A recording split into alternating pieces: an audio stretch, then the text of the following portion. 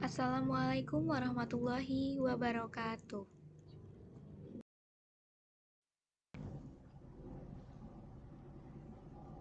Kami dari kelompok 2 yang beranggotakan Anisha Syafitri, Desti Rostiana Ningsih, dan Hesti Nurul Khofifah.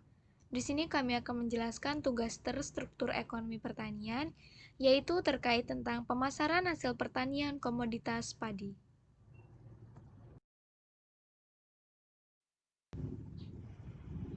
Satu, fungsi pemasaran beras. Pemasaran adalah proses penyusunan komunikasi terpadu yang bertujuan untuk memberikan informasi mengenai barang atau jasa dalam kaitannya untuk memuaskan kebutuhan dan keinginan manusia. Fungsi pemasaran dibedakan menjadi 3 jenis, yaitu 1. Fungsi pertukaran. Fungsi pertukaran adalah pengalihan hak pemilikan dalam sistem pemasaran. 2. Fungsi fisik. Fungsi fisik adalah pembeli memperoleh barang atau jasa yang diinginkan pada tempat, waktu, bentuk, dan harga yang tepat. Dalam pemasaran beras, meliputi beberapa fungsi fisik, yaitu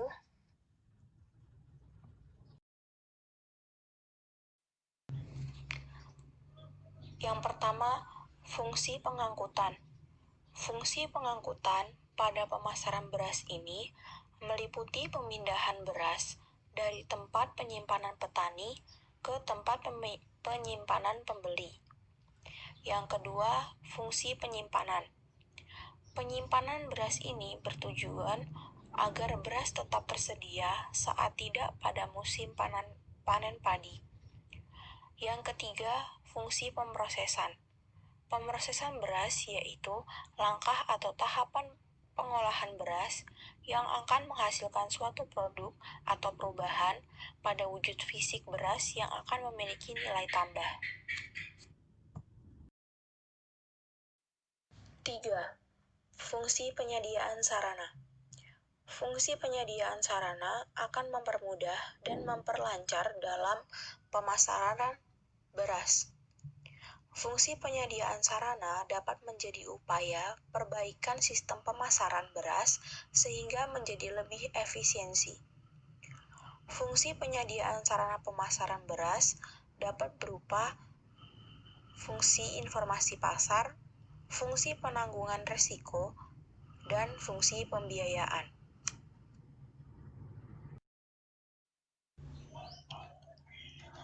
2.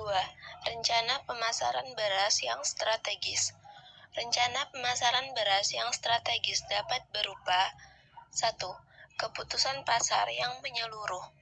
Keputusan pasar yang menyeluruh berarti analisis mengenai target atau sasaran serta kebutuhan pelanggan dalam pemasaran beras. Contohnya seperti penelitian pasar, memahami kebutuhan dan daya beli pelanggan, segmentasi pasar, mengelompokkan pelanggan berdasarkan jenis dan kualitas beras yang akan dibeli.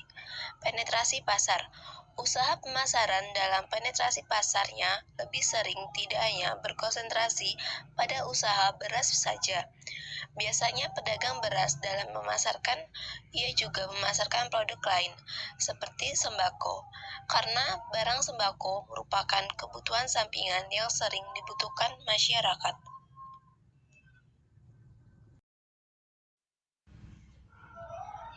2. Keputusan mengenai produk.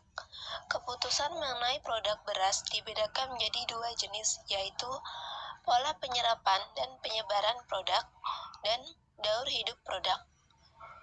1. Pola penyerapan dan penyebaran produk. Pola penyerapan dan penyebaran berarti memberi petunjuk tentang cara memperkenalkan produk baru ke pasar. 2. Daur hidup produk. Dalam pemasaran beras, daur hidup produk berupa tahap pengembangan, pengenalan, pertumbuhan, pematangan, dan penurunan.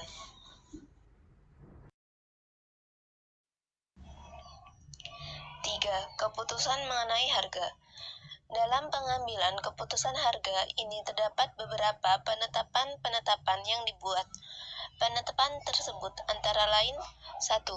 Penetapan harga beras berdasarkan biaya yang dikeluarkan dari awal produksi hingga panen beras dan biaya penjualan beras. 2. Penetapan harga bersaing. 3. Penetapan harga penetrasi. 4. Penetapan harga beras berdasarkan penjenjangan pasar. 5. Penetapan harga beras berdasarkan potongan harga atau diskon. 6. Penetapan harga beras berdasarkan harga psikologis.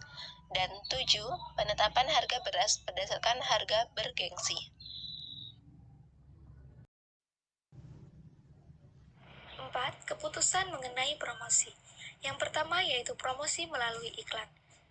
Dengan penyampaian pesan melalui iklan, masyarakat atau calon konsumen didorong untuk mencoba mengonsumsi beras.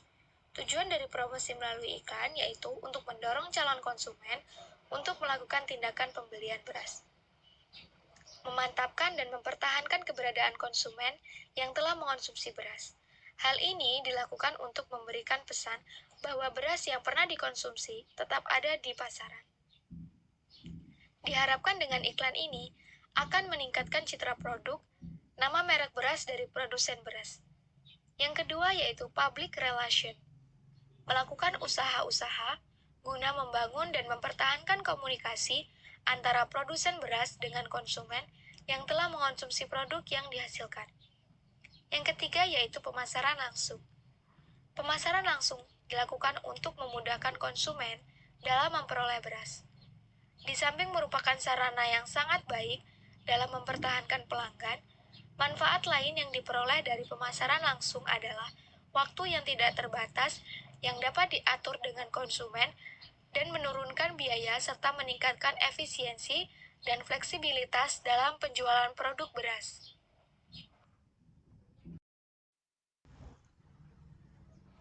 5. Keputusan mengenai tempat. Tempat merupakan lokasi untuk menjual dan memperkenalkan produk kepada masyarakat atau konsumen.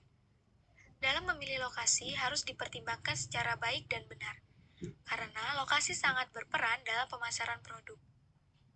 Untuk pemasaran beras, biasanya lokasi yang dipilih adalah lokasi yang berada di keramaian atau kota dan jauh dari persawahan, lokasi dekat dengan usaha rumah makan, lokasi dekat dengan pasar, dan lokasi dekat dengan alat transportasi dan fasilitas yang memadai.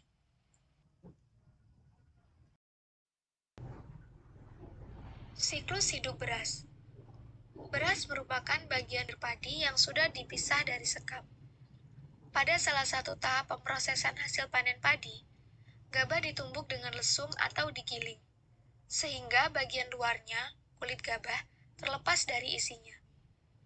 Bagian isi yang berwarna putih, kemerahan, ungu, atau bahkan hitam yang disebut beras. Siklus hidup tanaman padi dibagi menjadi 3 tahap. Tahap pertama, vegetatif awal, yaitu masa pertumbuhan hingga masa pembentukan bakal malai. Tahap kedua, masa reproduktif, yaitu masa bakal malai sampai pembungaan. Tahap ketiga, masa pematangan, yaitu masa pembungaan hingga gabah matang.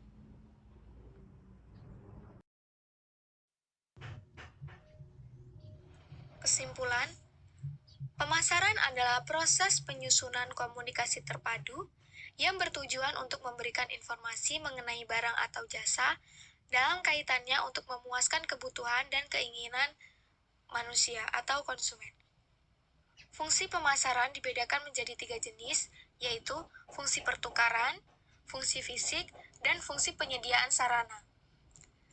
Rencana pemasaran beras yang strategis sangat dibutuhkan dalam proses keberhasilan pemasaran beras. Rencana pemasaran beras strategis dapat berupa keputusan pasar yang menyeluruh, keputusan mengenai produk, keputusan mengenai harga, keputusan mengenai promosi, dan keputusan mengenai tempat. Sekian dan terima kasih. Wassalamualaikum warahmatullahi wabarakatuh.